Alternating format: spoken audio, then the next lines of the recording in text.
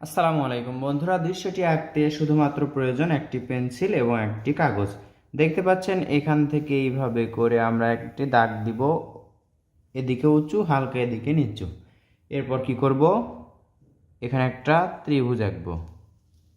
ত্রিভুজ আঁকার পর এদিকে সোজা লেগে দিব এবং এদিকে লেগে দিব। এটা এখন ঘরের চালা হচ্ছে। এরপর দেখুন এটার সাথে লেগে দিব, এই তো। আবার কি করব, এখান থেকে দেখুন আরেকটা দাগ দিলাম, ঘরের চালা আঁকলাম, এই তো লেগে দিলাম। দুইটা ঘর হলো। এবার এখানে হচ্ছে জানালা, জানালার মাঝে একটা দাগ, এই পাশে একটা দরজা, দরজার মাঝেও একটা দাগ, এ পাশেও একটা দরজা।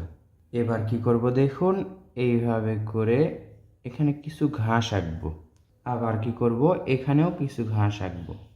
এবার আমরা এখানে দেখুন, এই তো এইভাবে একটা ডাবল করে দাগ দিব।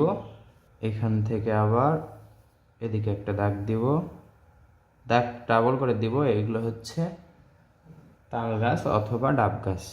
এই তো ডাবল করে আমরা দাগ দিলাম। এখন গাছের পাতা এইভাবে করে আমরা ডাল আঁকবো।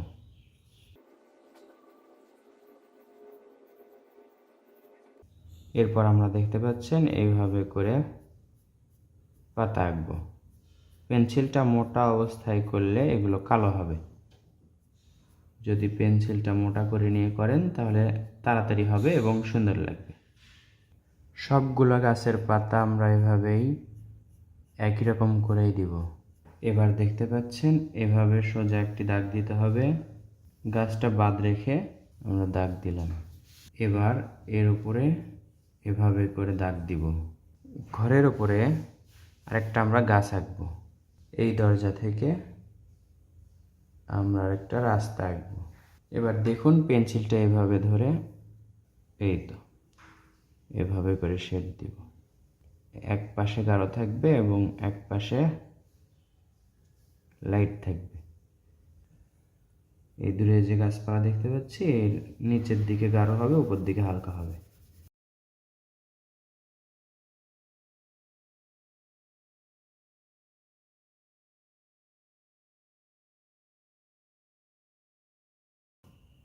পেন্সিলটা এভাবে ধরবো, দেখুন এভাবে করে দাগ দিব। এটা হচ্ছে গাছপালার ছায়া, পানিতে ছায়াগুলো দেখা যাচ্ছে। এদিকে হালকা হবে, এতে বোঝা যাবে নদীর পানিতে ওই গাছগুলোর ছায়া পড়েছে। এবার এই গাছে নিচের দিকে গাঢ়, উপর দিকে হালকা। ডালটা আমরা কালো করে দিব।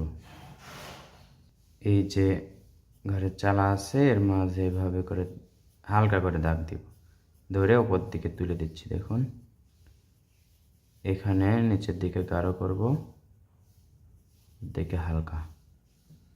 আবার এখান থেকে উপর দিকে এইভাবে তুলে দিব। জানলাটা এইভাবে গাঢ় করব। এই যে এই ঘাসগুলোর নিচেও গাঢ় করব, উপর দিকে হালকা থাকবে।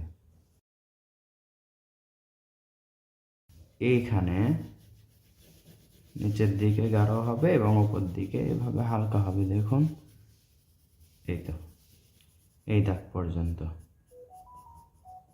আবার এখানে নিচের দিকে গাঢ় হবে, উপর দিকে হালকা থাকবে। খুব দ্রুত অল্প সময় আঁকা এই দৃশ্যটি আপনাদের কেমন লাগলো জানাবেন কমেন্ট করে।